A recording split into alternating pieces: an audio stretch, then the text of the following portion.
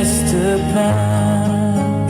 Sois notre défenseur dans toutes nos détresses. Couvre-nous à jamais de l'ombre de ta main. Que la paix du Christ, qui surpasse toute intelligence, habite vos cœurs et vos pensées. Que la joie d'être ensemble, unis par une même foi, illumine cette journée et fortifie vos liens fraternels. Amen.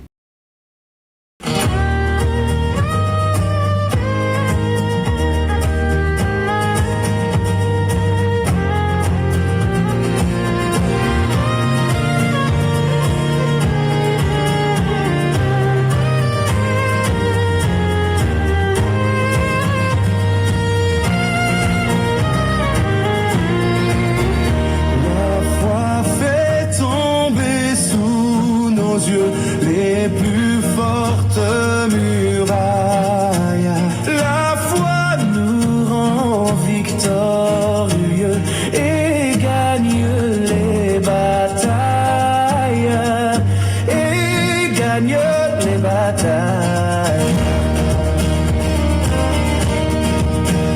La foi nous ouvre les trésors de la toute-puissance. Les plus faibles deviennent forts sous sa sainte influence.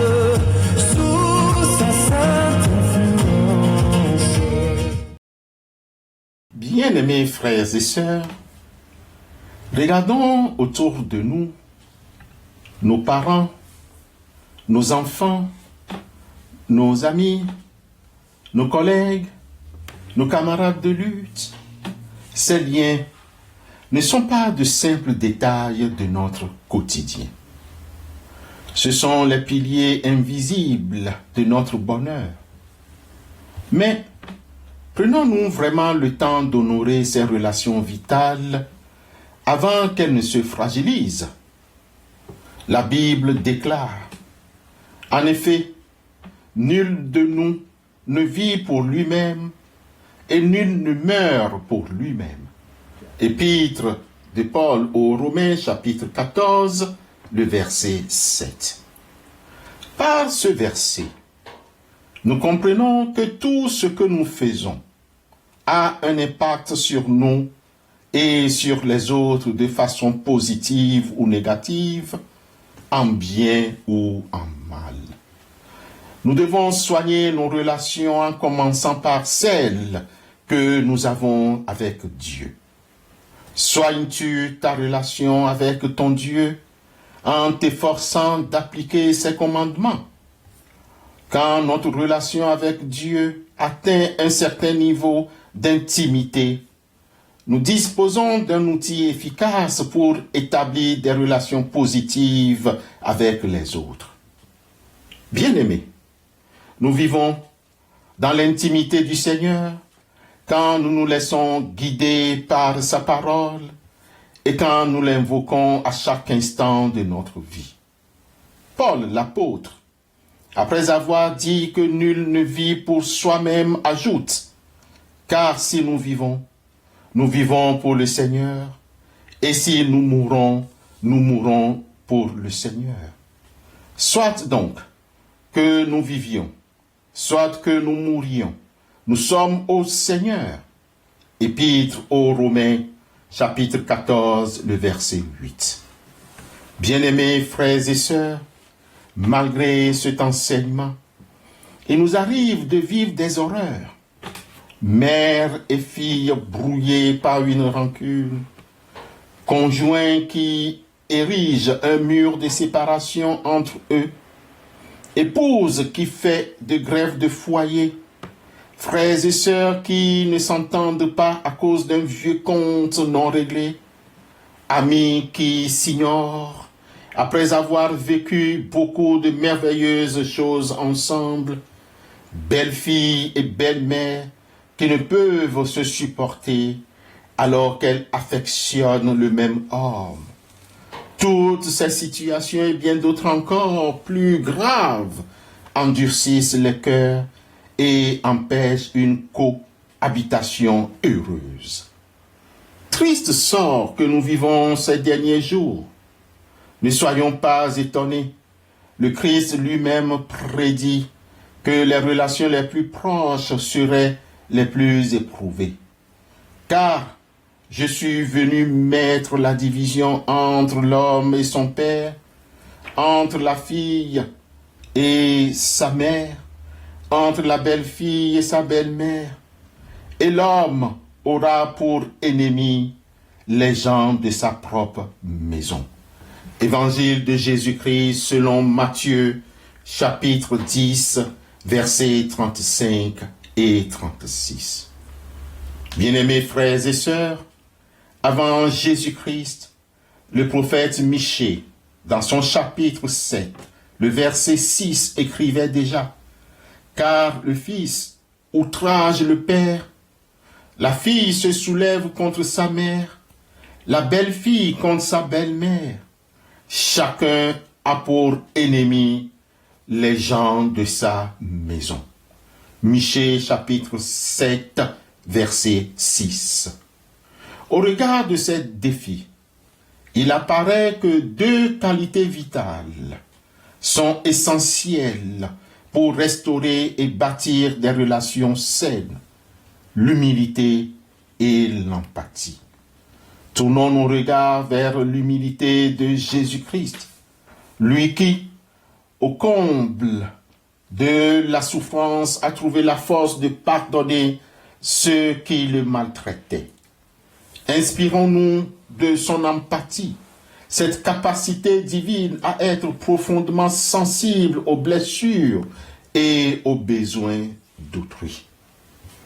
Mon frère, ma sœur en Christ, toi qui nous écoutes ce matin, si le fil de certaines de tes relations est rompu et que l'orgueil t'a amené sur ces sommets solitaires, nous t'en supplions, redescends pour gravir plutôt les hauteurs de l'humilité. Ose faire le premier pas vers ce rapprochement qui guérit les cœurs et faire renaître la joie de vivre ensemble. Le sage nous rappelle que les paroles distinguées ne conviennent pas à un insensé, combien moins à un noble les paroles mensongères. Proverbe chapitre 17, le verset 7. Ce pardon accordé ou demandé sera un baume, tant pour ton esprit que pour ton corps. Fais ce pas de foi, essaie, et tu verras la gloire de Dieu agir dans ta vie. Amen.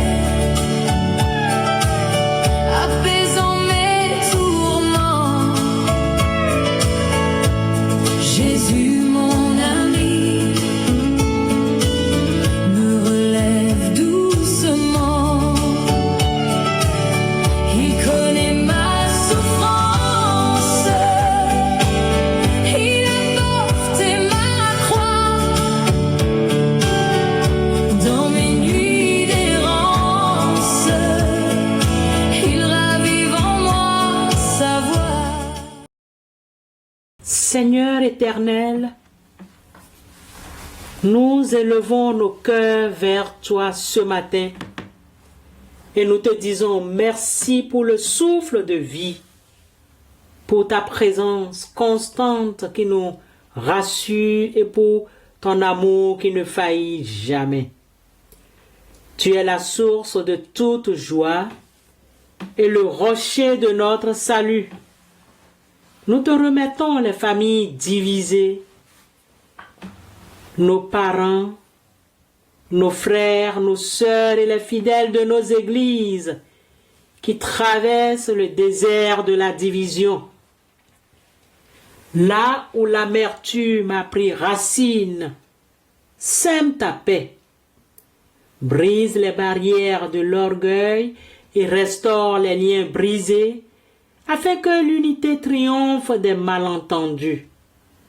Seigneur, transforme nos communautés chrétiennes et transforme le cœur de tout chrétien.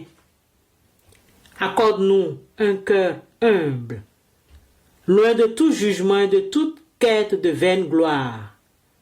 Apprends-nous l'empathie véritable, afin que nous sachions pleurer avec ceux qui pleurent et nous réjouir avec ceux qui se réjouissent, reflétant ainsi ton image dans le monde. Pour la paix et l'entente dans nos lieux de travail, nous te prions, Seigneur, que ton esprit de sagesse apaise les tensions et dissipe les rivalités. Fais de nous des artisans de paix dans nos bureaux, nos ateliers, afin que l'entente et le respect mutuel soient le fondement de nos activités quotidiennes. Nous te prions pour ceux qui sont endeuillés. Seigneur, pose ton regard de compassion sur ceux qui pleurent aujourd'hui et qui préparent les obsèques d'un être cher. Dans ce moment de séparation et de douleur, sois leur consolation. Donne-leur la force d'organiser ces adieux dans la dignité et l'espérance portée par la certitude de ta vie éternelle. Nous te rendons grâce, Seigneur. Nous savons que tu nous écoutes. Nous te remercions pour ton œuvre invisible qui commence déjà à agir dans les cœurs et les situations que nous t'avons confiées. À toi soit la gloire et l'honneur. Au nom de Jésus-Christ, nous te prions. Amen.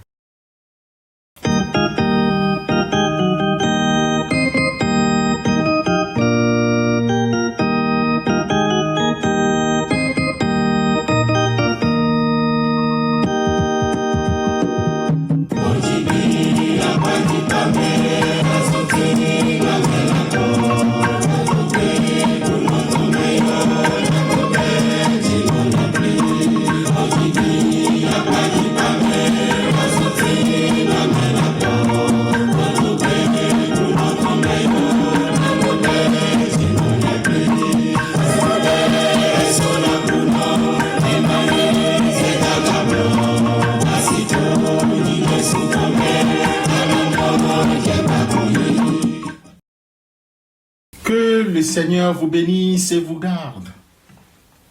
Que le Seigneur fasse briller sur vous son visage et vous accorde sa paix. Qu'il tourne vers vous son regard et vous donne sa grâce.